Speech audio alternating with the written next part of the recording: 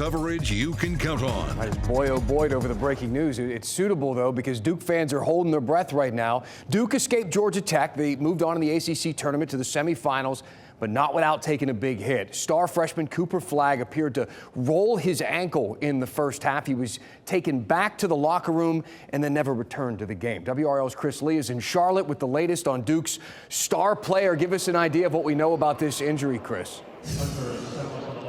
Yeah, Dan, things were scary here in Charlotte just for a little bit. Of course, Duke was struggling in the first half, and then the bad news started absolutely piling up. First, their backup center, Malik Brown, went out with an apparent shoulder injury, and then literally moments later, that's when Cooper Flagg fell to the ground holding his left leg.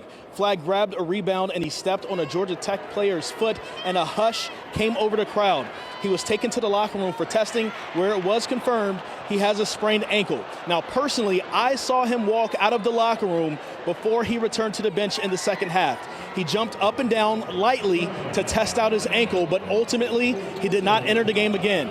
Duke turned it on in the second half to get the 78-70 win without Flagg, but now his teammates say that they're prepared to face adversity without him.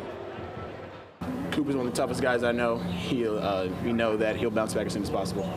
We knew that there was going to be adversity throughout the tournament. We knew that things weren't going to go according to plan, and they've already started that way, but we stayed together, and I'm proud of our guys for that. We've had guys out all year, just here and there, and obviously it's basketball, it happens, but it's not what you want, and you know, we obviously plan for them now moving forward, depending on how they are. Now, after the game, head coach Jon Scheyer said that it's a long shot if Cooper Flagg were to play this week. He's not expecting it. He says it's going to really take a lot of pushing and prodding from the right people to get him to play. He simply said it's not worth it. And he's saying that because next week is when the NCAA tournament starts, and Duke is expected to be a 1 seed in one of the regions. So we'll see what happens from there. And for now, Duke is waiting to play the winner of Wake Forest and UNC. That game will be tomorrow at 7 o'clock.